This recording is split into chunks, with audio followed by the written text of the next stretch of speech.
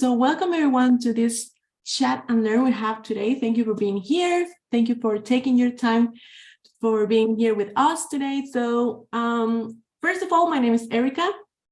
I am going to be the moderator of this chat and learn, and I'm going to give you some housekeepings for you to have in mind. So first of all, we're going to ask you if you would like to turn your cameras on. Please feel free to do that. It doesn't matter if you are, I will say, if you have not taken a shower or something like that, it doesn't matter. You don't have to be perfectly Instagram for this chat and learn. Another thing is that we're going to record this chat and learn for you to have the recording after this. We're going to send a rewatch email for you to have access for this recording and more materials we would like to share with you. Other thing is that if you would like to ask questions live, you can use the chat, or if you want to remain anonymous, you can write to me directly, and that will be it. And another thing is that you can share with your friends and contacts about Power to Fly. You can look for us at Power to Fly in any social media, or you can follow us in YouTube too. So that will be it. And now let me introduce you our amazing speaker today. So Jon Ebner is the co-founder of BTWN, a nonprofit that helps people between jobs. He's a father, husband, boxer, and leader. He's also the market leader for NYC and Hungry. Jon believes in developing all those he works with, both professionally and personally.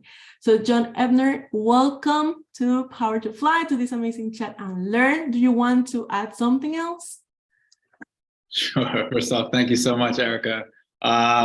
Really good to be here, and good to be here with you. I know we got to chat real quickly. It's very cool to have a conversation between I'm in New York City and you in Guatemala City, which is awesome. Sure, I'll give a quick background in addition to this, just to be transparent and vulnerable and authentic out of the gate. My journey with kind of negotiation and I guess I shouldn't say self-worth these days, but compensation started with me. I grew up with a sick father, 5 kidney transplants, Eastern and Western medicine. So I was exposed to meditation growing up, fortunately. And that was kind of my first intro to meditation. And then after he passed, when I was 25, I had to take over a business, which was challenging, and support my mother and brother. And from there, I never really wanted to be involved in that business. So I kind of started from scratch at 27 years old, working for free for a startup. And when they finally brought me on full time, they paid me a whopping $35,000 in New York City, which wasn't really enough to live. I had to live off savings.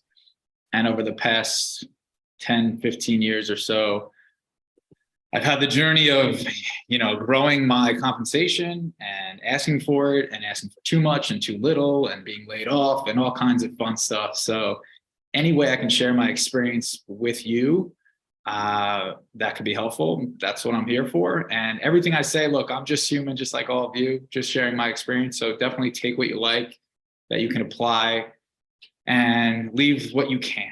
No worries. I will not be offended. If anything can help you, great. If not, no worries at all. So pumped to be here with all you and answer some questions. I also just want to kick it off, since we're talking about some mindfulness with negotiation. If y'all are up for it, just doing a quick mindfulness exercise that you can take home with you. It takes about 30 seconds.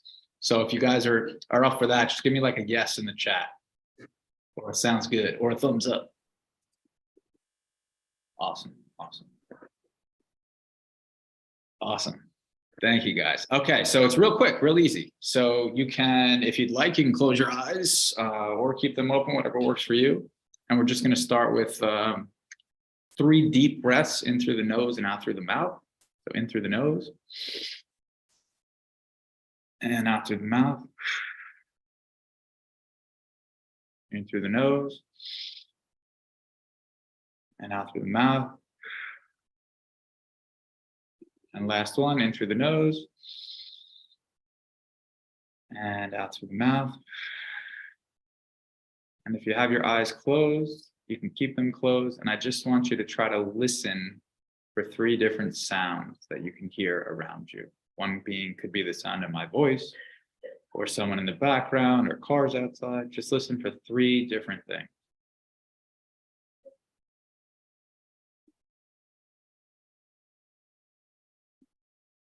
Great. And then when you're ready, just try to feel for 3 different sensations. Could be as simple as your feet on the floor, or your seat on a chair, or if you're standing. Just feel for 3 different sensations.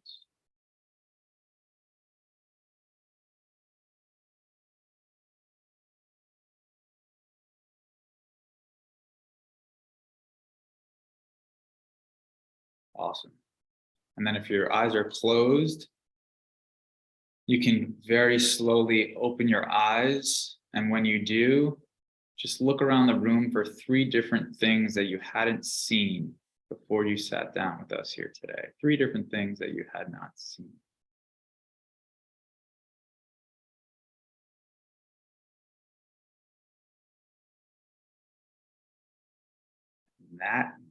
That is all, my friends. So that's a very quick mindfulness exercise that you can use at any time, before a tough conversation, before a negotiation, just if you're having a stressed out day. Like I said, just about 30 seconds. That's it. A couple deep breaths, hearing, feeling, seeing. So anyway, let's rock and roll. Thanks for being here, guys. Awesome. Thank you so much for that exercise. I really needed that. No So worries. we are going to start with the cues, with the questions you pre-submitted, guys. If you have any other questions you would like to ask to Jon, you can just put it in the chat and I will read it for you. So first of all, Jon, we would like to know which are the main factors we should consider for determining what compensation should look like. Yeah, so that's a multifaceted question. I would say one is to see what's going on in the marketplace. You can do this through websites like Glassdoor or salaries.com, or speaking with your network. That's one, to kind of get a feel of where you stand in the marketplace. Number 2, I think even more importantly, is the why behind why you feel you should be compensated in a certain way, right? Because the conviction behind the why is what's going to make the difference in that conversation. For instance, there's a difference between just wanting money to have more money because you feel like you deserve it, and another for the work you've done or to support your family, etc. So I hope that answers the question, but I know we're going to get into a lot more, so I'll leave it there for that. Okay, awesome, perfect. And if a higher salary isn't an option, what other benefits could you ask for to make up for that? How do you negotiate the details effectively and openly? Amazing question. So salary is one thing that you can be compensated with. You can be compensated with many other things, right? And as in a negotiation, you want to have as many levers as you can pull as possible. So standard negotiating points could be as simple as salary, equity in a company, bonus. It could be travel expenses, signing bonus. It could be as simple as if you were to be let go, to have a severance in your contract. That's a little more, extreme, but possible. And really anything that you want, right? Like think outside the box. If it's not salary, maybe like, what is that salary for? Why do you need that salary? And maybe you can work that into your compensation. Wow, well, that's a good one. I haven't thought about that. And how can you showcase your transfer skills? For example, if we're talking about maybe not asking for more money, but maybe for other things. How can you showcase your transfer skills when shifting into a new career path to negotiate better options for you? Sure. So if you're transitioning into a different type of career, again, what I would say through my experience is transferable skills like relationship building, attitude, all these types of things. Many times skill in an industry or in a new job is something that can be learned, and the intangibles are sometimes what makes somebody valuable. I've had an opportunity to manage and be managed by many people, And attitude has always gone a very, very long way, I will say. That's true. And since we're talking about changing careers and everything, once we get a first offer about other career or maybe our first job, right? Should we always try to negotiate for more? Should we accept what they are offering us? Or even I will ask a question that I see in the chat right now, and does negotiating for low salary a sign of low confidence? In this case, that we're changing careers on a first job we're going to have? Yeah, so I would say for a first job or changing careers, I'll answer that question first. So it never hurts to ask for more. I've never heard at least in my experience, maybe you all have, but I've never heard of someone being fired or anything to that effect or losing an offer because they asked for more money, right? The simple answer is no. And if they say no, what do you have to lose? You just had the same thing you had when you started. Does negotiating for a low salary a sign of low confidence? That depends on the situation. I would say negotiating for a low salary, if you feel the why behind that makes sense, is actually a good thing. For instance, if I'm getting into a new industry and I want to prove myself, and I think the value that I could add to the company is X, but it allows me to get into a new space where I could 10X that over several years, then I think that's a great move. If you're negotiating for a low salary because you don't believe in your skill set or you don't have a strong why for why you should be compensated, that I would say is not a sign of low confidence, but maybe something that could be worked with. Mm-hmm. Well, yeah. And that reminds me, when I got my first job, I was like, oh my God, I can't do anything. I don't have experience. I don't know anything at all. So why should I ask for more? But then I realized that I could do that. Like, okay, I have my studies. I can do more things. I have skills. And that helped me to get like the salary I was expecting to, maybe 2 or 3 months before I got the job.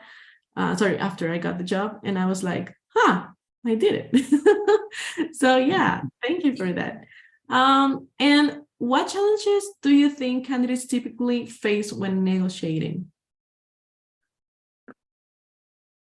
So I think lack of experience in negotiating is challenging, right? So a lot of times, for instance, people will take the first offer they're given. They won't negotiate for what they're worth. They'll speak first. So I'll touch on that real quick. One of the rules of negotiating that I was taught early on in my career is whoever speaks first loses, right? So for instance, if somebody says to you, how much do you want to be paid for this role? And you answer, you've answered first. If you come back and say, how much are you willing to pay for this role? Now the ball's in the other person's court. If you speak first, many times you can lowball your offer because you're unaware of what that salary band is. So the key is to always speak last in a negotiation, I would say. Oh, wow. Okay. Gotcha. I would do that. So now let's talk a little bit about imposter syndrome. How can we overcome imposter syndrome and build the confidence required to negotiate our compensation at work? Because that happens a lot. Great question. Yeah, I think that all comes down to the why, right? And I think I touched on that earlier a bit before. So the why, what's the why behind why you're asking for a raise or for more money, right? And the imposter syndrome is simply, fear, right? And fear, I'm sure you've all heard all these acronyms for fear: false evidence appearing real, F everything and run, all that good stuff. But if you have a strong conviction in your why you deserve something, that is what lends itself to the confidence in your conversation. So imposter syndrome is, thoughts are random, thinking is not, right? So if you have an opportunity to express or kind of sit down before the conversation and really get clear on what your why is for what you want, I think that confidence is going to come across a lot different, and that'll outweigh the imposter syndrome. Okay, awesome. So now let's talk a little bit about people that are not living in the United States, but have remotely jobs or something like that, like me. So for those who doesn't know, I am from Guatemala and I am working for this amazing company, Power to Fly, that is based in the US, right? So I have here this question that says, I am based in Argentina and I am in the interview process of a US-based company. The cost of life here is much lower than in the US. How can I address my salary expectations without hesitating about my worth? I don't want to be paid based on my country of residence.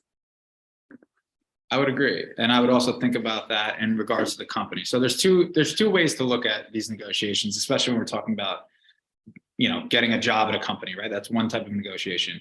It's put yourself in your shoes, put yourself in the company's shoes. So if a company is paying a US based job, but you're allowed to work remotely, but the work is being done in US and the value of that work equates to US dollars, don't sell yourself short. I would still personally advise negotiating for a US based salary, regardless of where you live. Awesome. And I have a comment here from Amaya. Sorry if I didn't spell it well, but it says low salary follow-up. In my experience, people really don't like to pay more for something when you're already doing awesome work for a bargain. How can we spin this into something positive?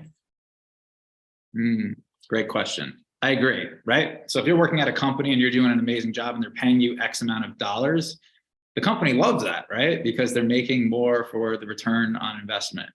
That being said, your future value, first of all, I don't know how long you've been in this role or with the company.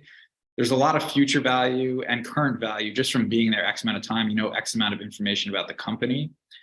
The cost of hiring someone new is a lot more than keeping someone and retaining someone on staff, right? So in a nice way, I think you can say those, you can argue those points that, I love working here. I think I've done a fantastic job. I'd much rather not have, I've been given these other opportunities. I'd much rather not have to entertain them. I love what I do, but at the same time, I want to be compensated fairly, right? And that's only going to work to your benefit as a company because it's extremely expensive to hire new people. Obviously, you don't need to go into that much detail. They probably know that. But ultimately, the positive is they have an amazing worker, and you're going to continue to do great work, and they're going to save money long term. Awesome. Thank you. Thank you, Amaya, for that question. So I have another person that says, I have been working for a company for 2 years now, but haven't asked for a better salary, even though my responsibilities did increase. When do you consider it will be the right time to start negotiating for a compensation package? This is a great question. So society and companies dictate that there's typically annual salary reviews based on your year's performance.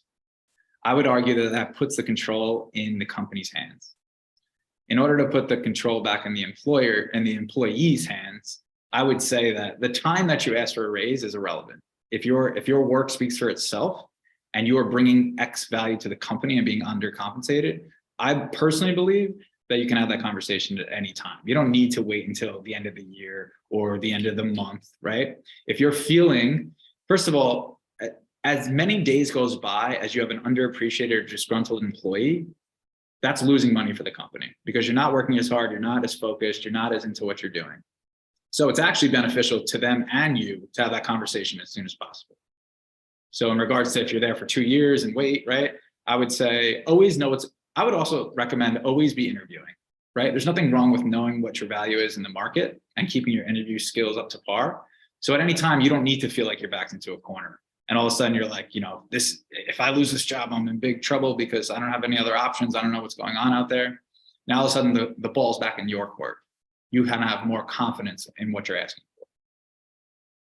for. Okay, wow. Okay, awesome. Thank you. Okay. We have another question here in the chat, and it says, regarding companies that pay differently based on location, do you think that is ethical? Do you think this trend will continue? What are your thoughts? That's a good question. And it is a big question. Yeah, complicated question. I would say it's an interesting world, right? Because you can work remote from anywhere. If you have a New York City-based company, for instance, which is high cost of living, and you're living somewhere that's low cost of living, a company could argue, why am I paying for the cost of living in a city that is not as high? Do I think it's unethical? Again, I think every negotiation is unique. So if you believe that you're worth X amount to the company, regardless of where you live. And again, if you're producing New York City dollars for the company, why not get paid for it? That's my belief. Thank you. And we have another one that says, what if I mentioned a salary range based on salary research? Is it a right way? Is it correct to do that? Salary. What if I mentioned a salary range based on salary research? Is that the right way? So you're saying to the company, if they ask you what you want to be compensated, you give them a range based on research you've done in the industry. Is that correct? Shani, if you could let us know. Yeah, I think. Okay. So that's not a bad way to go about it. Again, if you can get them to give you the salary range first, even better, right? So I agree that if you have a range as opposed to that allows them to have some room to give you a higher offer. But even better if you can get them to speak first. Many times companies have salary bands. And the reason somebody gets paid $70,000 and another person gets $85,000 is simply because one person asked for it and the other didn't. It's that crazy, right? So getting as much information on the company side, I would say, is key. But that's a good start. It's definitely better than just saying, hey, I'm willing to take X. Better to say, hey, my range is X. True. Awesome. We have another one here that says, a lot of times big Fortune 200 will give you a verbal offer first, and if you accept, they'll follow up with a formal offer letter. Because they don't want to keep changing an offer letter, they do verbal first. How do you handle negotiations when they call you with a verbal offer? Great question. So first of all, having given many verbal offers and received many verbal offers and received job offers and given job offers, this is what I'll say. Yes, it's easier for the company administratively to only give you a verbal offer and then write up an offer. That being said, even if you negotiate a verbal offer and you receive something in writing and something is in the offer that doesn't fit or doesn't work for you, it's okay. You can have them write another offer. It's not going to kill them, right? It's just simply as easy as going back in, editing something in a Word document, not a big deal. So I wouldn't be intimidated by a company kind of backing you into a corner, say, hey, I don't want to come up with this offer twice. Let's get to this over the phone. I would even argue you could push back and say, hey, you know what? I'd actually like to see it in writing so I could read the offer over first before negotiating, right? So then the ball again. It's kind of like a little game, right? It's almost like passing the ball back and forth. So again, whatever you can do to kind of take control of the conversation is always going to benefit you. I would highly recommend, I don't care how big the company is, try not to be intimidated. True. Thank you. Awesome. Thank you guys for putting your questions here in the chat. Please continue doing that. That's awesome. So I have another question here that says, I recently asked for a raise at my company. The conversation did not go well and they rejected the raise. Do you have any advice on how to navigate these conversations when they don't go as planned? Absolutely. That is a phenomenal question, because many times when we ask for things, not just in work, but in life, the answer is going to be no. When you're trying to sell something, when you're trying to sell yourself, that's actually not a bad thing. That lets you know where you stand. I would have follow-up questions to that. I would say, hey, I'm looking for a raise for X. And they come back and they say, sorry, not going to happen. Why? Figure out more information. Why? Is it because of where the company stands today? Is it because of my current performance? What could I be doing 3 to 6 months from now to revisit this conversation to earn that compensation, right? Using this as an opportunity to gather more information. No upfront is not no forever, right? I come from a sales background, so to me, the more no's I get, it's closer to a yes. So if you ask for a salary raise, which you may not want to do every 3 months, but if you were asking for it often, eventually I would hope you would receive something. And if not, maybe it's time to look elsewhere, right? But a no is not a bad thing. A no is a beautiful thing because it allows you to know where you stand. And if you never ask, you never know. So. True. I like that. Awesome. I have another one here that says, at my company, salaries are based on our performance. I'm trying to get a raise, and for that, I need a promotion. Any advice on how to accelerate the process? So one more time. So I'm trying to in order to get an increase in salary, you need a promotion. Is that right at the company? Yeah, it says that the salaries are based on their performance, and this person is trying to get a raise, and for that, this person needs a promotion. Like, how can this person, or what advice will you give to this person to accelerate the process of promotion and get that raise? Got it. So I would want to also, again, more information is always better. So my question would be, why is compensation only offered on a promotion, right? So why do they have to give you increased responsibility per se in order to give you more cash? I would argue that you've been there X amount of time, which grows your value in the company. You know certain things about the company. You've worked there long enough. You've built a skill set. I'm curious why you would need to have a promotion in that company. I personally would want to push back. I don't know what is going on with the company culture and all that stuff, but I would want to understand that.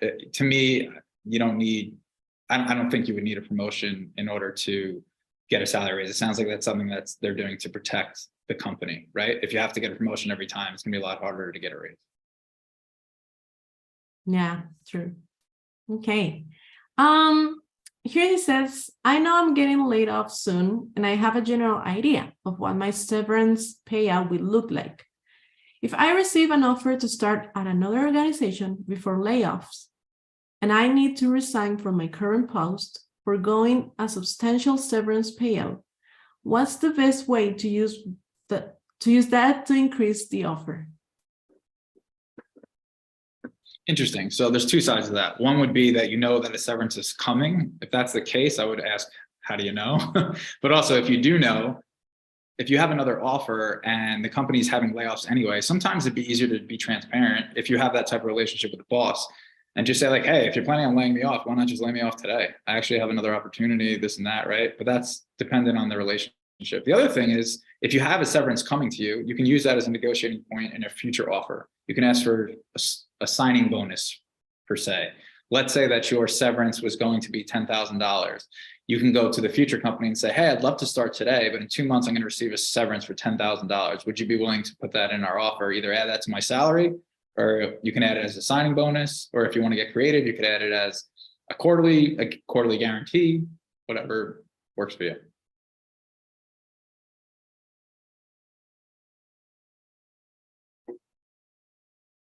I don't think I could hear you, Eric. I think you're on mute.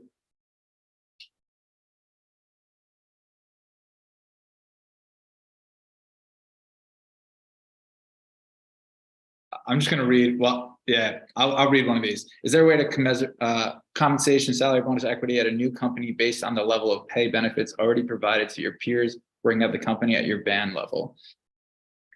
Great question. Is there a way to ask for? Got it. So are you saying that you're currently in the organization, Nick? Like you're there and you notice that other people are hired around you at a higher pay?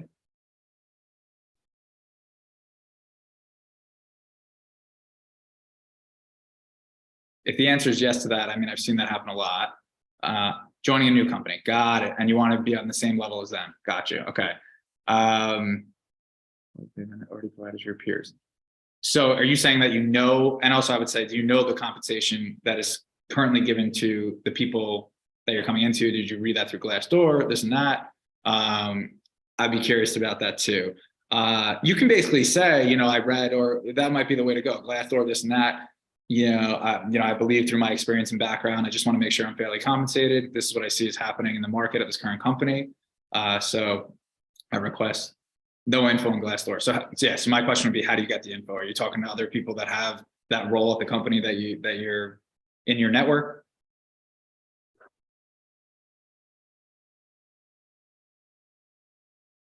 Okay.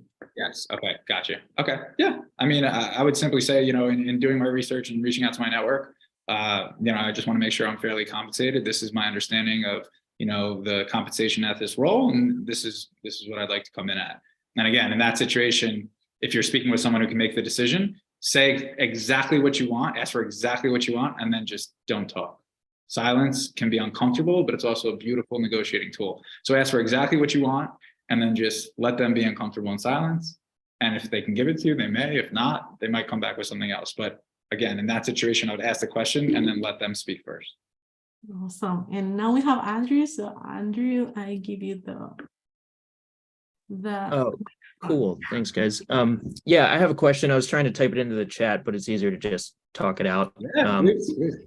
So, John, a lot of jobs have like a really wide salary range, and it'll be dependent on your experience, location, I don't know, the right candidate, that kind of stuff. And so, in addition to, understanding your why and understanding like trying to understand what value you bring and why you deserve or why you feel like you deserve a certain amount.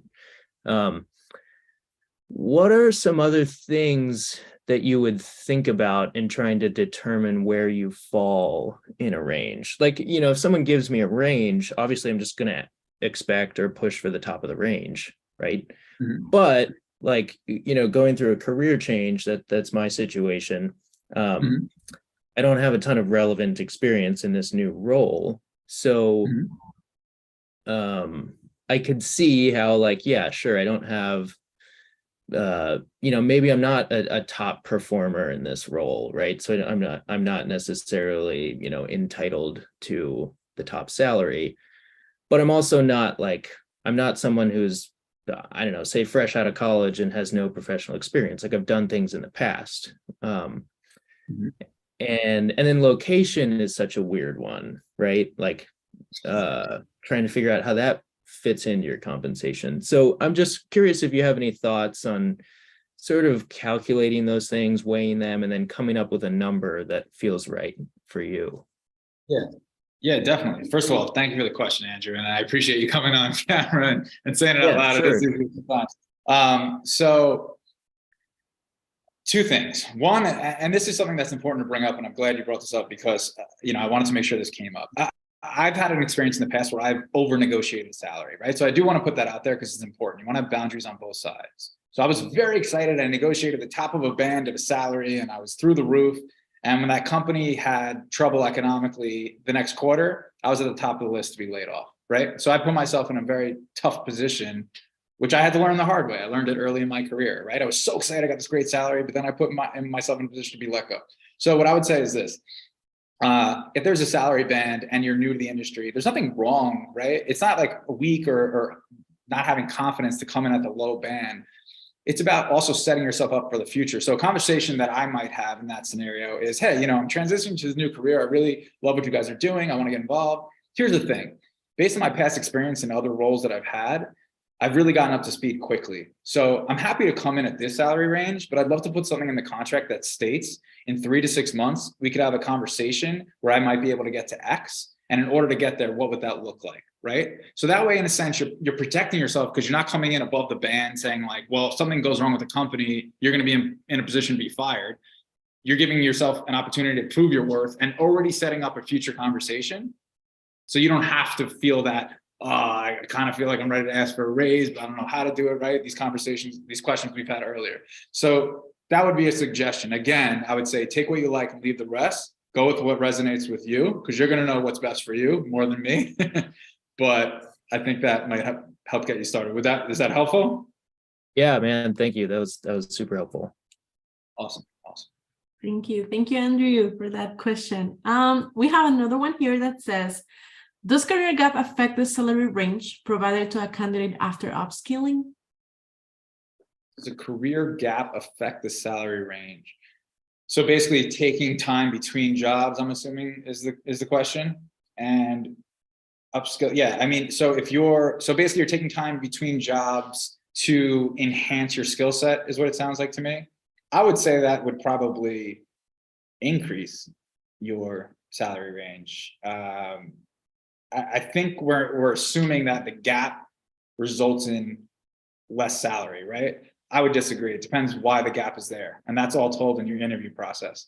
But if you have a very valid reason for having a gap in your salary, there's no reason that your salary should go down, especially if you're adding a skill set. So I would actually argue, don't allow the fear, right? Because everyone talks about if there's a gap in your resume, it's like this big deal. I would argue the other way. I would say if you have the right story for why you're doing what you're doing, I wouldn't let it affect your confidence in asking for more money.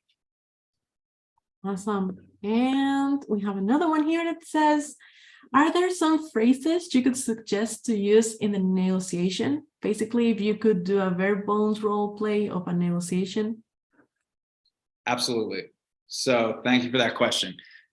What I would suggest is keep it as short and simple as possible. Find out the why of what you want and why you want it. Get confident, write it down, get down to the nitty gritty of exactly the offer you want: compensation, equity, bonus, all these things, where you want to live, if you need a relocation, but whatever, all the stuff, get it all down on a piece of paper. And then it's this simple: set up a meeting and don't be afraid to ask for it. Simply state exactly what you're looking for, say it out loud, and then let the silence begin. Okay? Let them take it in. You don't have to fill the silence, just let it be. They will either say yes, which is beautiful, and you can go home happy, or they'll come back with some objections, or they'll simply say no, right? If they simply say no, then you can go back to what we discussed earlier. You can ask, you can dig. Why? What would I have to do in the future to get here? Yada, yada, yada, right? If they have objections, then you can kind of overcome them one-on-one. This is more sales skills, right? Which are required in negotiation sometimes. But let's say you ask for all these things and they say, well, we can do X, but we can't do Y. Okay, cool. So that works for me, but I'm just curious. In the future, what would I have to do to get there? So everything is an opportunity for information. So you can use that in the future to get to where you want to go. Does that make sense? Yeah, for me. Awesome. Thank you for that question. Tatiana, I think is your name. Okay, we have another one here. Hold on, let me see. It says, my manager responded, oh, sorry, no, hold on. Okay, I asked for a raise and I stated, among other things, that I was being compensated less than a coworker for comparable work. My manager responded with something like, this isn't about them. I'm not comfortable discussing their performance with you. I had no idea how to respond. Any suggestions, even for my own peace of mind? Yeah, absolutely. So I would say, be careful about they say compare and despair, right? So using someone else's salary is kind of taking it away from yourself and the why behind what you want. And in the same way goes the other, right? So like what I would say is, if someone else was making less money than you, right, for doing the same thing, would you go to the employer and say, hey, they're making less, I shouldn't be making this much, like take $10,000 back? Probably not, right? So what I would say is, I hear what he's saying, but I would shift the conversation to less about the other person in the role and more about you and what you bring to the table, and getting behind that why and deciding what you want and why. Yeah, so it's not that I agree or disagree with your boss or the employer, but getting into asking for something because of where someone else is at gets a little tricky. If you keep it on you and your why and what you're doing, you might have better luck, I would say. Awesome, perfect. And thank you to this person for that question. Okay, so continue with the questions. With the looming recession, is there a forecasted salary stagnation or decrease in tech? Say again? Yeah, with the looming recession, is there a forecasted salary stagnation or decrease in tech? So I would say there's always going to be markets going up and down, and there's always going to be industries in those markets that are doing better and worse. Even in an amazing market, there's going to be companies that are having a hard time. Even in an awful market, there's going to be companies that are having a fantastic time. So I would argue that it doesn't matter what's going on necessarily as a whole, as opposed to the company that you're going after. If the company's having success, there's no reason you can't ask for what you're worth. And I would advise going after companies that are successful, because you get a better shot of making more money. Yeah, true. And yeah, Andrew, I will give you the microphone right away. And there you go. Cool. Thanks again. I applied to a job on Indeed, and they force you to put a number in the like required salary or requested salary field. They tell you the range, but then they ask you for a specific number. And I know that, like, you know, you don't want to talk first. You don't want to be the first person to name a number. But So I think I figured out what is the exact middle of the range and I just put that down. Do you have any Yeah. thoughts on how to approach that situation? Absolutely. What I would say is you have to fill it out with a number, or do you just need to fill it out? And if the answer is just fill it out, I would just write the word negotiable. Yeah, so I tried that, but it requires a number. Requires an actual number. Okay. Yeah, I would say, yeah, I mean, if you had to put something, I don't think you could really go wrong, I don't think there's a wrong sure. answer there. I would say that Okay. it's still negotiable. That's just to get you in the door, right? Once you have a Okay. conversation and you're getting to the point where you're at the offer stage, that's when the negotiation will take place more. This is just to get you in there. They might be saying, hey, like just to give you the outside perspective from an employer, they might go, hey, we only have X amount of dollars to spend on this role. Let's just make sure this guy, let's just make sure this person isn't outside of that range. Why? And so we don't need to waste our time, go through the whole interview process. They ask for too much money and we have to turn them away. That's what I would assume is what they're doing. Right. Cool. Thanks. Thank you, Andrew. Awesome. Another question we have here is, while negotiating for a new role within the same company but a different department, how can you be sure that you are offered a salary according to the responsibilities to come? Again, yeah, for that, great question. I would do my research in terms of what people are making in that role, if you can, at that company or in other similar companies. Also, it is possible, and again, I always want to take both sides, that you're stepping down. There is a chance that you do need to take a salary cut in order to take on a role that might better suit you, right? And vice versa. You might be stepping into a role that offers more compensation. But I think the best thing to do would have an understanding of other people in that role and what they're making, what you're bringing to the table, what skill set, and then negotiating accordingly. Yeah. Okay, perfect.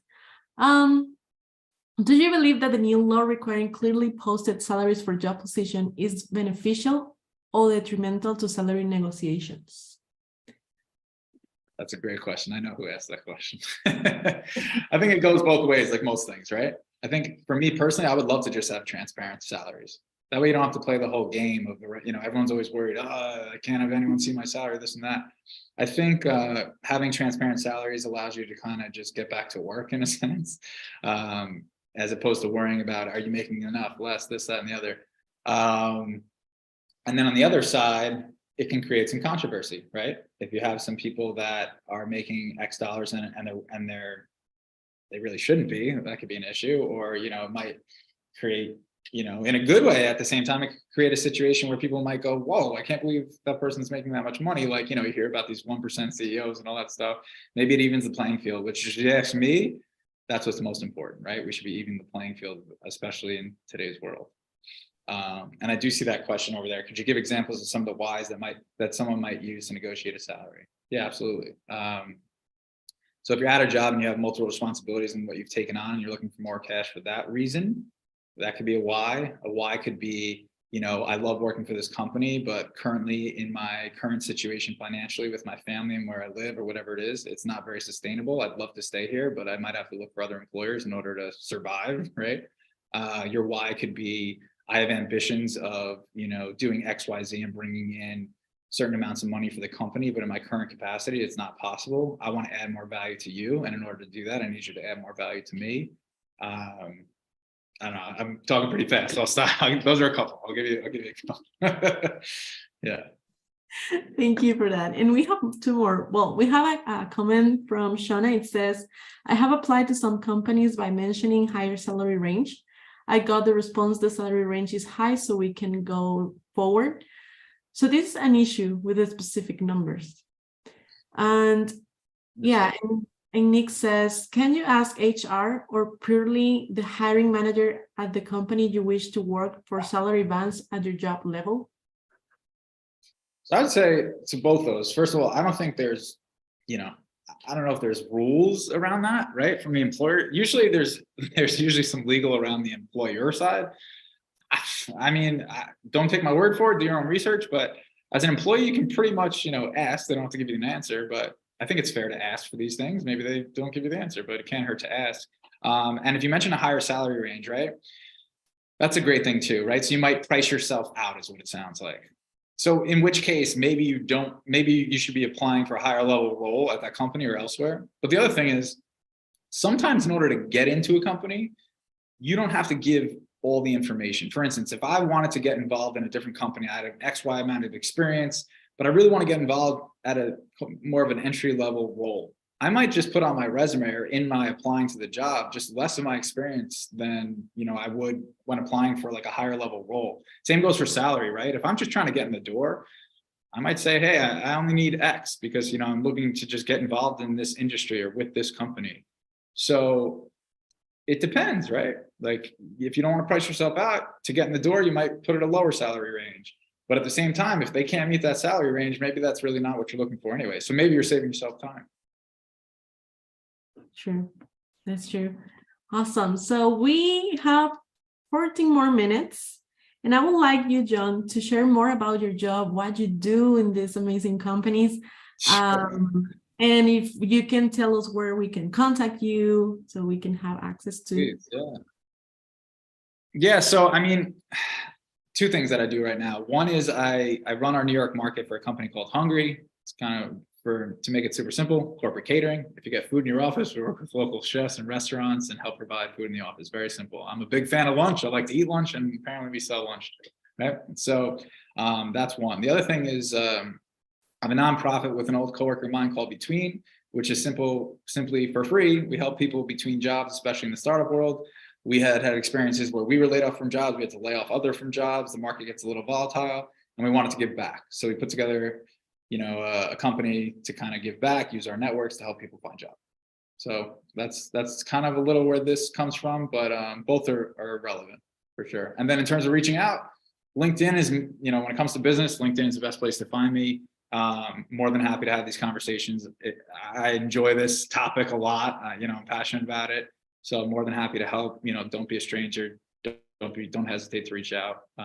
And some people can attest to it from other calls that have been on the Power to Fly.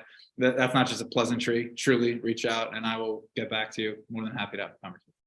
Awesome. Thank you. And a question I have personally, what tip would you have given to yourself like years ago in your first negotiation?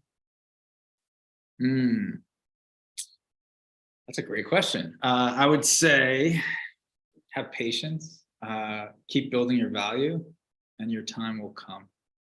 So even if you don't get what you want today, but you have a vision for what you do want, and you keep adding the value in order to get that, even if you're not getting the salary you want at your current company, have a vision, know where you want to go, right? You can't hit a target you can't see, as they say. Or as my old boxing trainer used to say, keep your eyes on the prize before you get surprised, right? So that's what I would say. I would say, like, look, it might not be happening now, but just keep at it. This is a long-term game. You're going to be negotiating for the rest of your life and in multiple areas. But yeah, so just keep at it, keep adding to your why, keep adding value. And, if I can help you get there, I'm more than happy to. And I believe and I hope for you that you get to where you want to go. Awesome. Thank you. So before kicking us off, sorry, English is my second language. Sorry about that. Do you want to give any other advice, any other tip to the audience here today? Let's see. I heard this recently. I don't know if it's true, but I'll throw it out there. I think I heard it on a podcast that it's hard to out-earn your self-worth, which I thought was very deep, right? The more we work on ourselves, the more value we have internally, the more we feel qualified to ask for more, right? Again, I don't know. It's up. I'll leave it to you guys to think on that. I don't know how much I believe it and don't believe it, but I think it was definitely thought-provoking. Other than that, I say, yeah, I would not let your fear get in the way of your ask. And that's, hopefully you can apply some of the meditation tools, which I'm happy to share more. But that's sometimes a big thing that prevents us from getting what we want. It's just the fear, as you guys know, right? Taking action is hard, especially when it's a challenging conversation. So just go for it. And I'll speak to my late boxing trainer again. He used to say, don't think about it, be about it. It's like Nike, just do it. Yeah. Love that. Love that. Thank you so much. So thank you everyone for being here. So we're going to have more chat and learns. If you would like to register for those, you can go to the webpage for powertofly.com and you can find more events that we're going to have this week. Thank you, Jon, for being here. Really, thank you for your thoughts, for sharing with us everything, your experience and everything. We're going to make sure to add your LinkedIn to the Rewatch email for the people to have it with them. And yeah, thank you again, everyone, for being here, and have a nice day. Thank you all. Thank you all so much. Thank you for all the questions and the participation. You know, like I said, I enjoy this stuff, and I hope that even if one of you gets some value and earns some more money, or, you know, makes a better situation for you or your family, then this is all worth it. So I really appreciate y'all. Wow, that's amazing. Thank you, Jon. Thank you again. Thank you, everyone. Have a nice